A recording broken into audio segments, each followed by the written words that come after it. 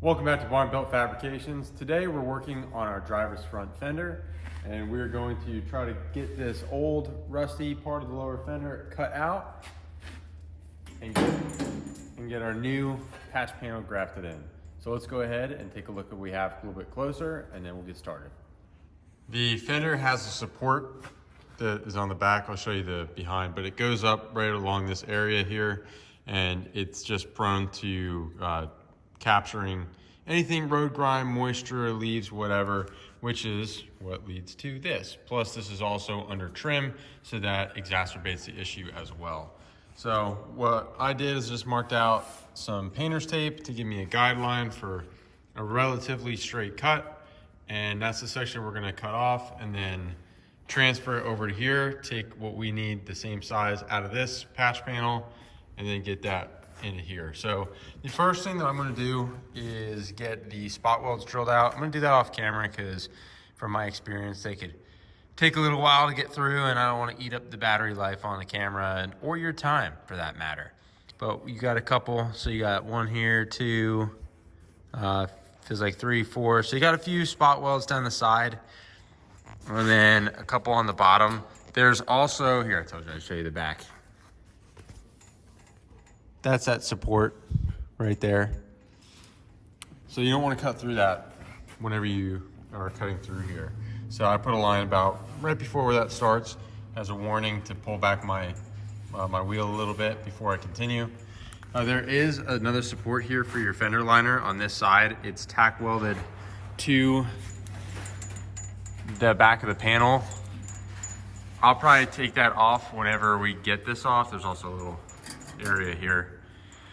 But anyways, I'll get that off whenever we have this off. I want to make sure I can mark it out properly on the other one and don't want to risk butchering this at all, right? Certainly no more than it has to be. I use a spot weld drill bit and I just drilled all these out. This bottom one, I don't know, it kind of looks like it was brazed in. So I'm probably going to take my cutter and just kind of cut this off, and then I'll grind this off smooth.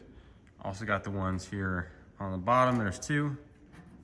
The other side, I'm gonna wait for now until we have this off, like I was saying earlier.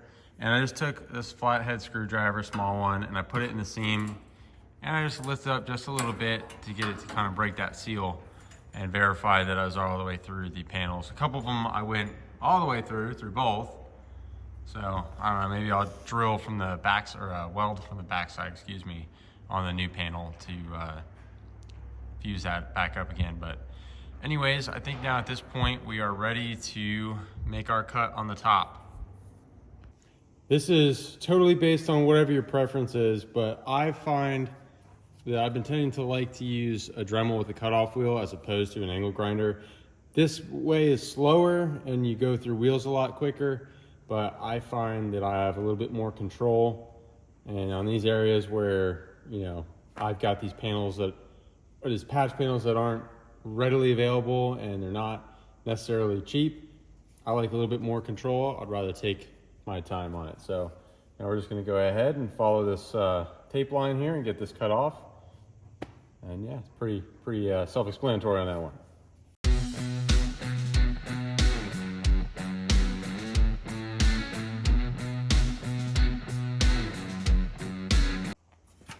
All right, well, there's that. So now we have our template. You could better see this little bracket. So I'll get this spot weld drilled out and whatever it is. This one might be brazed in there too. Either way, whatever it is, I'll get this off eventually, but I don't want to risk bending this panel because this is going to be our template that I'll trace out on the new piece, and then I'll do that later. So, but before we get to cutting and welding on anything new, I want to clean this up. I'm gonna OSPO and paint it. And then we'll get this pulled off and we'll prep, and yeah. Got the new one measured out and cut, lined up to this one. I try to give a little bit of slack on the top end so we can sand it and have a little bit of room to play with. But at this point, I think I'm going to try to mock it up on a fender and tweak it wherever I need to do that. I got the patch panel mocked up to the rest of the fender.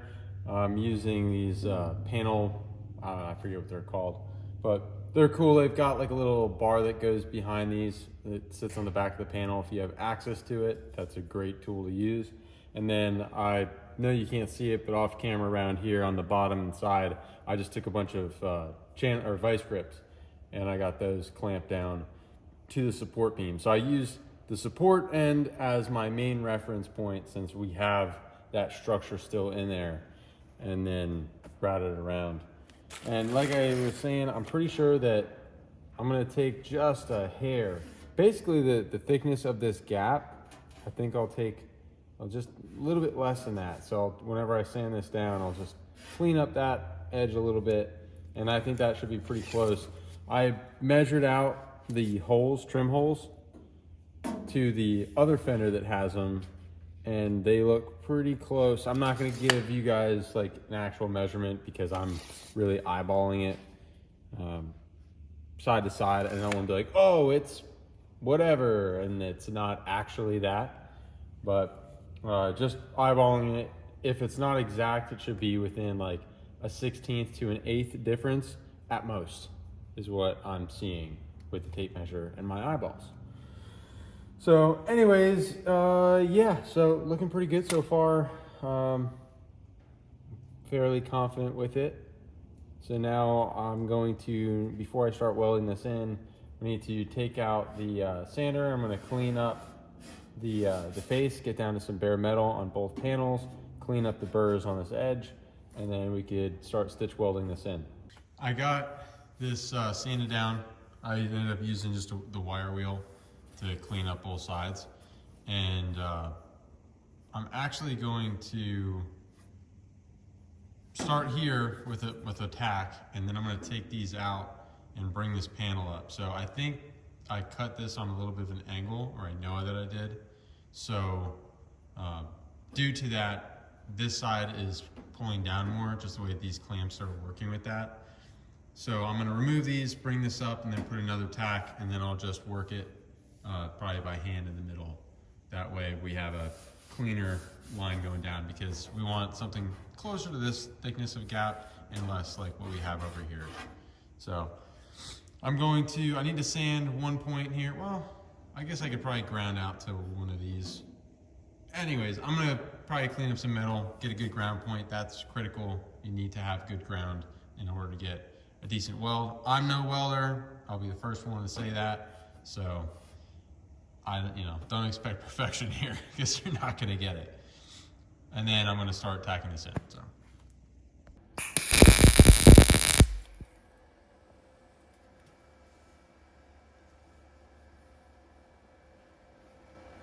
All right, I'm gonna let that cool down. I might do another tack.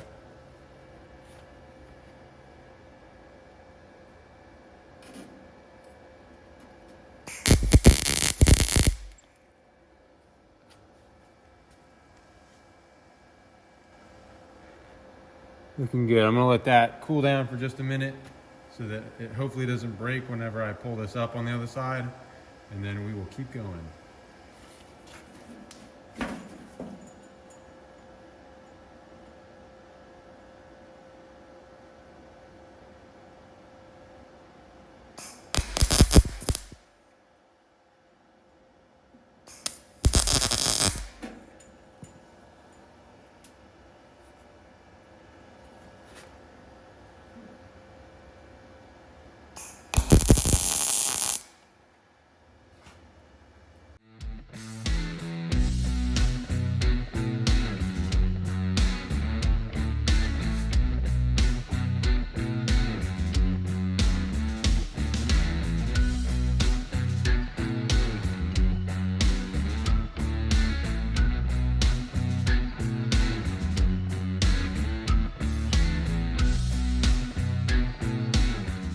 All right, we got our first pass done. So now I need to sand all this down. We'll knock off the high ridges, and then there's bound to be a couple little pinholes, and we'll come back, we'll tack those and smooth it again. And then we will work on doing our spot welds for the frame area. And then we'll be working on the lower piece here that goes for the wheel well, that bolt that goes there. It's the bracket for it. Anyways, we're gonna get that on and then we're done. Yes, sir. Oh, we gotta do the sides still too. I gotta clean those up.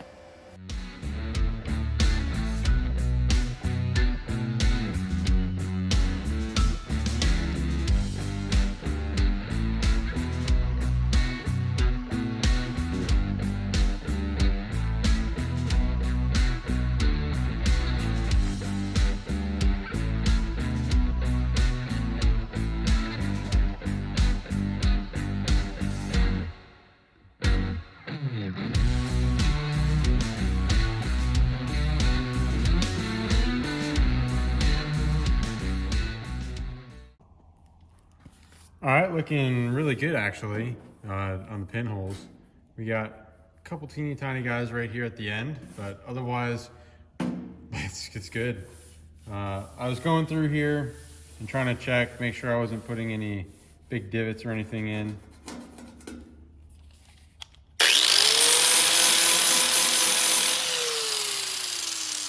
You don't have to grind your welds all the way smooth like this. You know, a lot of people won't, and they'll just fill it in, and I've been told that before, but I don't know. Less work, less filler, just get her done. I might come back over this with some lighter grit sandpaper and try to smooth it out a little bit more. I probably shouldn't, because then I'm just making this in. Disregard that.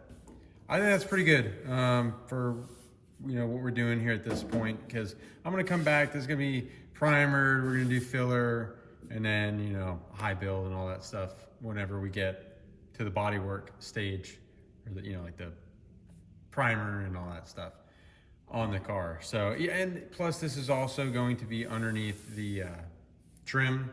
So it doesn't need to be perfect, but we want to shoot for perfect anyways. Alrighty, yeah, I'm just gonna clean up the sides and then put a couple of the tacks around the side. And then we're onto that bracket and we're done. We've now got a finished product. Got that attached back on. Did a tack weld right there, another one over here. And then we got those done. And then up the side. Got this welded up, smoothed out.